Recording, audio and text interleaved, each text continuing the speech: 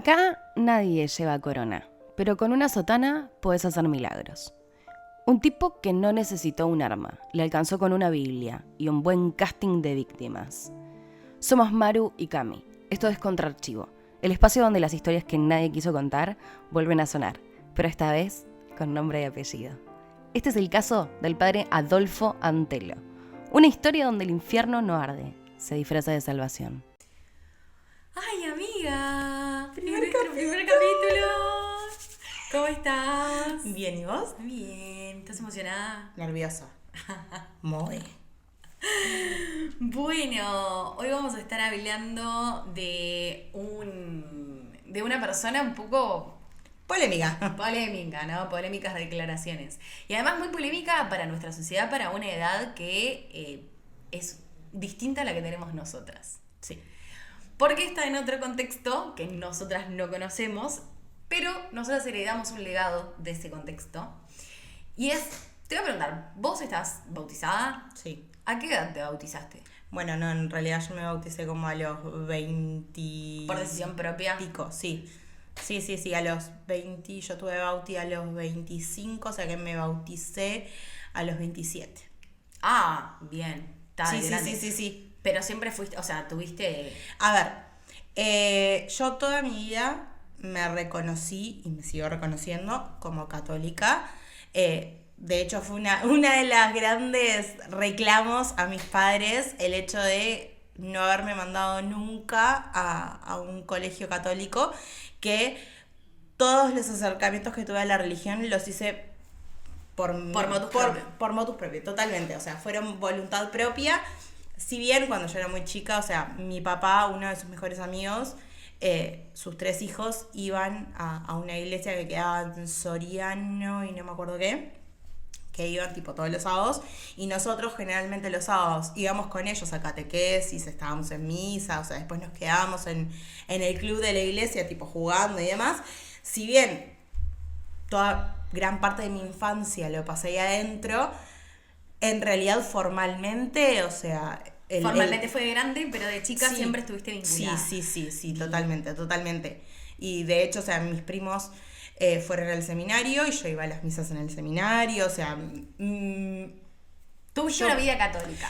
Yo veraneo en Solís, o sea, tengo casa en Solís, que es herencia de mi bisabuelo, y ahí el 90% de mis amigos eran todos del seminario, entonces en realidad los sábados íbamos a misa, o sea, yo siempre estuve metida en un ámbito sumamente religioso y sumamente católico, pero en realidad dentro de mi casa no era algo que se profesaba 100%. En mi casa fue totalmente lo contrario. A mí me bautizaron al año, pero en realidad yo tuve una educación muy laica. Al principio en mis escuelas, a las 2 escuelas a las que fui fueron laicas, pero obviamente a los liceos a los que fui, al secundario fueron católicos, y ahí empezó como la parte más católica de mi vida. Yo nunca fui una persona practicante, si bien mis abuelos y mi familia, mis abuelos en realidad, mi familia en general es creyente, pero no es católico, o sea, mi mamá, mis papás, mis abuelas son creyentes. Mis abuelas sí eran, además, como más practicantes, iban a la iglesia, iban a la misa, no sé qué. La verdad es que yo no creo en nada. Pero sí es una realidad que tenemos una herencia que es católica, lamentablemente. Sí. Para mi pesar, lamentablemente. Me parece que es algo que uno tiene que optar y no tiene que ser algo impuesto. Así que bueno, nada, en ese contexto, para algunas personas nació Adolfo Antelo, ¿no? Antelo nació en el 48 y en el 51 se vino acá a Uruguay con 2 años. A los 9 fallece su mamá y a los 22 le diagnostican cáncer en un pie, le amputan la pierna, y Antelo cuenta que en ese hospital donde estuvo gran parte de su tiempo haciendo todo el tratamiento para el cáncer, él conecta con Dios desde otro lugar. Conecta con Dios siendo su mensajero, como si Dios hablara a través de él y no con él, con respecto a un montón de temas. Sí, como que canalizaba los mensajes de Dios. Sí, podríamos definirlo como un coach ontológico de los 84. Coach ontológico, me suena un montón. Es un coach, es un coach celestial. Ok. Sí, lo podemos denominar como un coach celestial. Pero bueno, nada. Antelo durante su infancia fue sumamente callado, en la adolescencia sí, fue muy misterioso, era muy místico, y durante su juventud, con esto de que le pasó de los 22 años, con esta fervencia y creencia con respecto a Dios, consideremos que sus 22 años son más o menos en los 70, 80, así que estábamos en plena dictadura, la iglesia empieza a tener un lugar muy significativo para Latinoamérica, y incluso en Uruguay, siendo un país laico desde mucho antes. Uruguay empezó siendo laico, no sé, en el año del ñoqui, no sé, que desde Varela la juega la laica. Sí. Entonces, pensemos que también acá estaba eso. La iglesia tenía un fuerte sentido de pertenencia, eran en los lugares donde se podían reunir, donde la gente podía tener una actividad social en paz, tranquila, sin tener que estar mirando para cualquier lado, pudiendo hablar de temas que capaz que en un lugar público no se podían hablar o que no se podían denominar. También en ese contexto surge Antelo. Antelo tenía una personalidad muy, muy, muy diferente a lo que hoy convencionalmente conocemos como un sacerdote, un cura. Tenía una voz grave, una mirada firme. Él entra al seminario siendo muy joven y se ordena antes de lo previsto. Yo creo que pensando porque se iba a morir, lo ordenan antes de tiempo. La realidad es que los motivos de por qué lo ordenan, quien aprobaron ese ordenamiento, dicen que era por carisma, por diversos factores que tenía la personalidad de Antelo. Yo creo que la iglesia en Antelo encontró a alguien con quien tener ese mensaje con respecto al pueblo y lo utilizó hasta que lo dejó utilizar. Antelo fue funcional a un sistema hasta que dejó de serlo, obviamente, y puntualmente también creo que esta efervescencia con la que él tenía a la iglesia y con este sentido de pertenencia y demás, él genera en la comunidad que él termina siendo, que después vamos a hablar de eso, deja como el bichito en un montón de lugares, y esos lugares, o esas personas en realidad, después no se supo qué pasaron. O sea, con algunas sí, pero con otras, no sé, es como muy curioso lo que sucede con ellos. ¿Por qué te digo que la iglesia también usa la figura de Antelo hasta un punto y por qué era hacer un servicio a un sistema? Bueno, porque cuando Antelo empieza a ser reconocido, Antelo empieza a dar catequesis en el Juan 23, de ahí empieza su comunidad a tener lugar, un espacio, empieza a hacer misas populares. Recordemos que Antelo, como bien lo conceptualizó el podcast del País, era un cura que andaba en moto, estaba amputado de una pierna y el flaco andaba en moto, boluda. O sea, sí, era totalmente descabellado. Él te hablaba de par en par, te hacía sentir que hablabas con Dios a través de él. Tenía un poder de captación muy importante. La iglesia lo utiliza como medio de captación porque además su forma después de recluir a las personas para su comunidad tenía un modus operandi interesante. Y también lo utiliza la iglesia como una persona a quien pueda llegar más, porque en el 84 empieza a ser televisado. Y es Canal 4 quien empieza con las Santas Misas, y desde el 84 hasta el 96 Antelo estuvo a cargo. O sea, fueron 12 años ininterrumpidos que estuvo enfrente a la tele, hablando, dando misas, donde esas misas no solamente llegaban a los creyentes, sino a los no creyentes. Y esto es lo importante, porque Antelo tenía esa capacidad de convencimiento que hasta el no creyente lo convencía de que fuera. Y es loco, porque yo te digo, a vos alguien vas por la calle o estás en la tele y no sé, ¿a vos se te ocurriría confiar en alguien que te dice, no, tuve un milagro, me amputaron una pierna, tuve cáncer en el pie, me salvé y ahora tengo un mensaje de Dios? No sé, yo lo cuestionaría. No, yo que lo cuestiono, boluda. Te llama 911, Millán 2515 All Inclusive. Una, boluda, ¿no? Estamos hablando de algo totalmente descabellado. No. Disculpame, estás en un pleno trance. Ni Matías Salé se animó tanto. Por mucho menos lo internaron. Sí. Pero bueno, acá en este país siguió de largo y tuvo mucha visibilidad. En eso que tuvo mucha visibilidad a partir del 84 en Canal 4, como les decía, en la Santa Misa, todos los domingos él tenía la capacidad de poder llevar su fe y sus misas a distintas cosas y a distintos lugares. Antelo marca algo en la televisión que son no solamente las misas televisadas, sino que marca la misa fuera del concepto de iglesia y fuera de la iglesia. La lleva a las playas, empieza a hacer misas populares. O sea, con alguien además que atrás tenía una cámara, un equipo de filmación, capturando el lugar correcto, la mirada justa, la alineación, balance, luz, la mar en coche.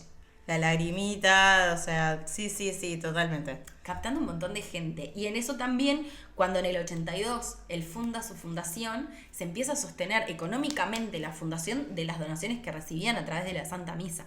¿A qué me refiero con esto? Bueno, ellos lograban con la Santa Misa televisarla, en eso hacían llamados, se leían las cartas de los seguidores, se escuchaban los llamados de quienes estaban donando, se agradecía a los fieles por las donaciones, pero después esa plata la podíamos ver en la moto que tenía de momento. Claro. Porque en realidad su comunidad... Sí, a ver, también era un poco el mensaje que él predicaba de austeridad, de sumisión, obediencia completa. Silencio, sí, claro, recontra, re. En el 93, de hecho, lo que empieza a pasar es que empiezan a denunciar. Dentro de esas denuncias está la de Álvaro Vázquez, que es el hijo del expresidente Tabaré Vázquez. En ese momento era el hijo del futuro presidente Tabaré Vázquez, pero actualmente obviamente que es el hijo del expresidente. Álvaro estuvo 7 años ahí metido. Y luego que dijo fue, esto es una secta. Esto tiene índices sectarios, esto se actúa como secta. ¿Por qué lo decía? Y bueno, porque la comunidad estaba formada por jóvenes que estaban desde los 14 a los 25 años, en su mayoría mujeres, si bien había varones, eran los menos. Las tareas estaban jerarquizadas, esa jerarquía tenía que ver con la fidelidad que tenías con Antelo y también la relación. Recordemos que Antelo tenía, a partir de ese mensaje divino que tuvo por el cáncer del pie, él decía quién era puro, quién no era puro, quién podía estar, quién no podía estar, quién recibía un castigo, quién no recibía castigo, quién tenía premio.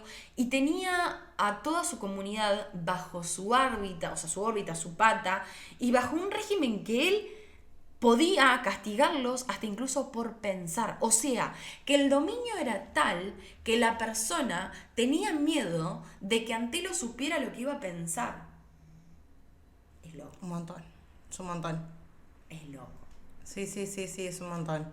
Es muy loco. Porque los castigos además eran diferentes, ¿no? Tenías desde escribir 100 veces Dios me ve, a el arroz arrodillado, a ayunos prolongados in eternum, silencios constantes, humillaciones públicas.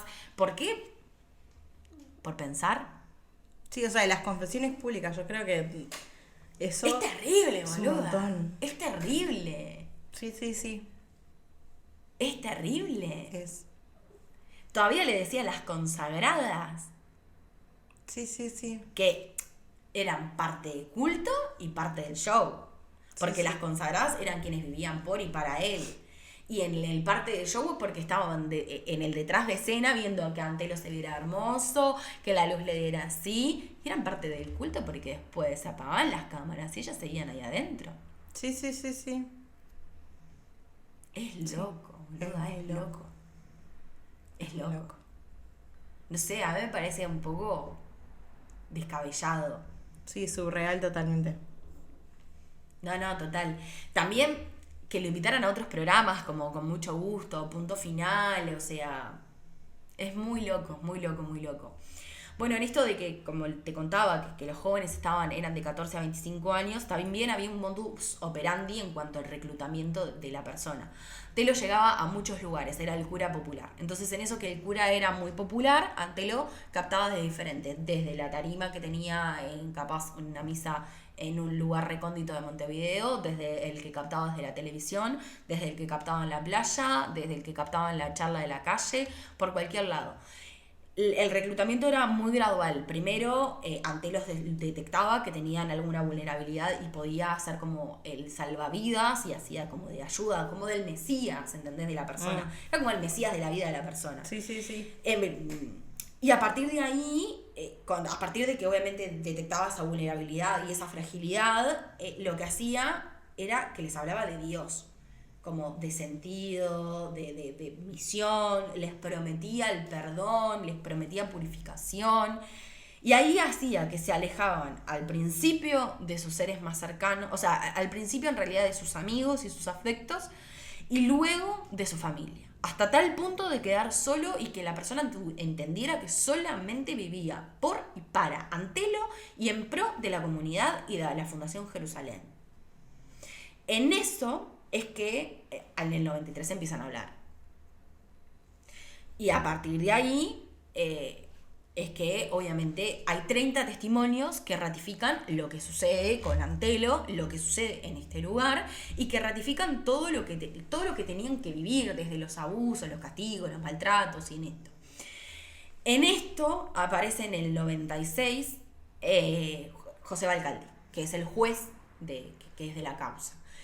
En esto que aparece José Valcaldi, a Antelo lo procesa, en realidad, perdón, no lo sentencia, no lo llega a sentenciar porque Antelo fallece antes de su sentencia. Lo que hace es procesarlo por violencia privada, coacción y lesiones graves a Antelo. La pantalla de Canal 4 se apaga radicalmente.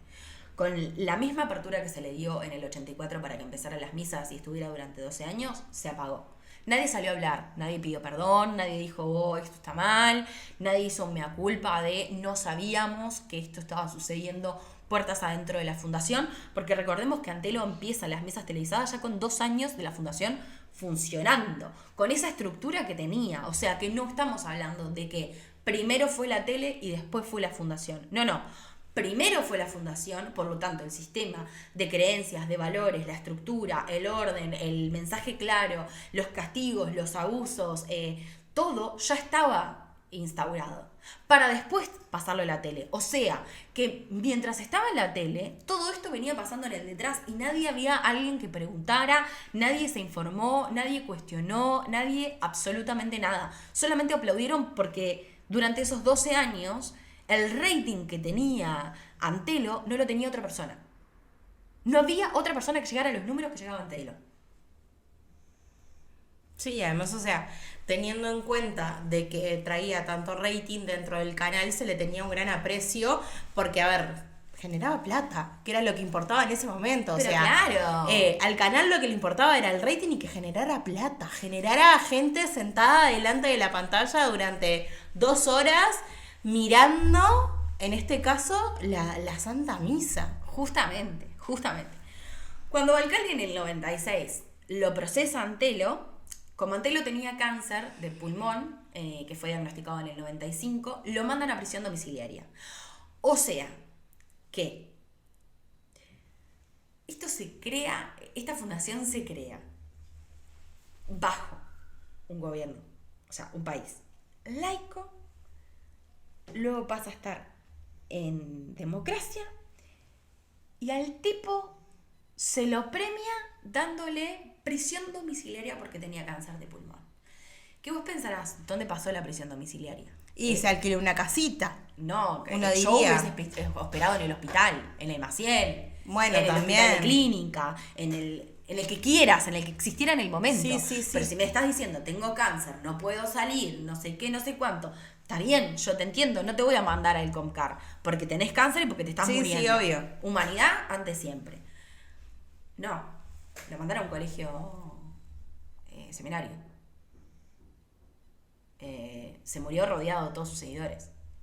Se murió en el altar que él se había creado. Se murió hablando y dando misa para quienes lo escuchaban. Entonces, el sistema siguió. Las víctimas nunca encontraron justicia. Las víctimas que salieron a hablar nunca encontraron justicia y hay muchas víctimas que todavía están tapadas. ¿Por qué? Porque la Fundación Jerusalén tenía diferentes ramales. Estaban en Chile, estaban en Brasil y estaban en Italia. En Brasil logran algunos escapar del sistema y hacen denuncias también. Y ellos sí encuentran justicia, hay sentencias firmes. Pero en Italia lo único que hacen es cambiar de nombre. Y en vez de llamarse Fundación Jerusalén, se llaman las Misioneras de Cristo Resucitado. Solamente eso. Y además, o sea, en Brasil creo que tuvo denuncias por secuestro, si no me equivoco. tuvo varias denuncias por secuestro, y en Italia, o sea, lo único que hicieron fue cambiar el nombre. Y para colmo de males, como si eso no fuese poco, parte de las consagradas que sacaron de acá las mandaron directo a Italia. O sea, quiere decir que fueron castigadas acá y las siguieron castigando en Europa. O sea... Pero no estamos hablando en Europa, en un lugar... Maru, no No. estamos hablando que las mandaron a Dinamarca. Las mandaron a Italia, donde está el Vaticano. Sí. O sea, el país Sí. del cristianismo y de la Iglesia Católica. Sí. A mí me parece descabellado. Imagínate que Cotugno y la cúpula en realidad de Cotugno que estaba en ese momento prohíben a Jerusalén, a la Fundación Jerusalén acá en Uruguay, pero no hacen nada, no hay investigación interna, no hay revisión de protocolos, ni siquiera se le pide disculpas a las víctimas, se las trataba de exageradas y de hecho se las seguía humillando públicamente, diciéndole que eran unas exageradas, que gracias a Antelo ellas habían podido salir de determinados lugares. Una locura. Sí. Una locura total. No, me parece algo impensable completamente impensable. El proceso y el juicio en realidad los medios no lo cubrieron tampoco. Eso es una realidad. Los medios nacionales lo que hicieron fue ponerlo como una letra chica. De hecho, si hoy vos buscas cosas de Antelo no las vas a encontrar jamás. Podés encontrar de otro tipo, pero no las vas a encontrar nunca. Nunca vas a encontrar una entrevista de Antelo. Hay muy poco material en cuanto al audiovisual porque se encargaron de destruir todo y de silenciar absolutamente todo. Y además, o sea, incluso dentro de la causa judicial hay partes de la causa que están perdidas. También porque se distribuyen en distintos países, porque en realidad la Fundación Jerusalén también estaba como en otros países y eso hace que haya un sistema y ese sistema se sigue replicando. De hecho, en Uruguay, y esto es lo loco, este sistema se replicó hace unos años. Hace unos años sale una investigación de Santo y Seña, que si yo mal no recuerdo la lleva adelante la periodista Patricia Martín, que habla de la secta del papá. Entonces, a mí me parece muy loco cómo esto sigue sucediendo y nadie se pregunta nada, nadie habla, nadie dice nada, nadie expone, o cuando se expone tan... Sí, tan a la ligera, tan por arribita. Sí, que nunca terminamos de recordar de los casos. Y la historia se vuelve a repetir una y otra vez. Porque lo que no se calla, se repite. No. Lo que no se cuenta se repite. Lo que se calla, se repite. Y lo que no se cuenta, no se sana. Sí, totalmente. Así que bueno, nada. Hoy hemos concluido este primer capítulo. Obviamente haciendo reivindicación a las víctimas, a quienes fueron víctimas de Antelo, cuestionándome dónde están, por lo menos a título personal, dónde están los discípulos de Antelo. Sí. ¿Quiénes fueron? ¿Quiénes son? ¿Dónde están? ¿Están dando clases? ¿Están dando catequesis? ¿Están en Uruguay? ¿No están en Uruguay? Se fueron a elegir al Papa ahora. Están con el gordo verde, es el Sí. El cura. El cura. Sí, de Santa Eugenia. Después estaba con el padre Cacho, no estaba con el padre... No sé, tengo un montón de interrogantes como de qué pasó ahí, que nunca vamos a tener las respuestas porque lamentablemente nunca quisieron hablar. Y eso es algo que a mí me parece que es lo que le deben a las víctimas. No buscamos venganza. Lo que buscamos, en realidad lo que busca contra Archivos Redención y ponerle con nombre y apellido a los casos para que esto no se vuelva a repetir en la historia uruguaya. Y para vos, que tenés entre 14 y 25 años, sepas que esto también pasó acá en Uruguay, en este país. Y que por favor no te metas en una secta. Citando, ¿cómo es que dice Malena Pichot? Si se visten de blanco, si se agarran de las manos y se dicen hermanos, es una secta. Sí, grande Malena Pichot. Sí. Así que bueno, nada. Che, hay como... Sí, yo te iba a decir hoy que había como un olorcito raro. ¿Te cagaste? No, amiga, no. Y no traje pañales de Bauti. Bauti ya hace años que no usa pañales, así que no. ¿Se habrá cagado la perra? No me suena olor a perra que se hizo caca. Bueno, Nos vemos el domingo que viene a esta misma hora por este mismo canal. Acordate, Contraarchivos. Nos puedes buscar en YouTube, en Spotify y en Instagram. Y en TikTok. Dale me gusta, dale suscribir y compartir con los tuyos para que puedan llegar a más historias, obviamente, y que puedan saber más historias sobre nuestro país. Activa la campanita, suscríbete al canal y nos estamos viendo el domingo que viene, si Dios quiere. Mejor vamos a averiguar de dónde mierda sale este olor Sí, a mierda, por me favor. Es un asco este olor, María Eugenia, yo no sé qué mierda trajiste. Yo no fui, boluda. No o me sea, jodas, no me jodas. Hablé Hay con un tu olor a perra la- que se come la basura. No me jodas, hay un olor a la concha de la lora.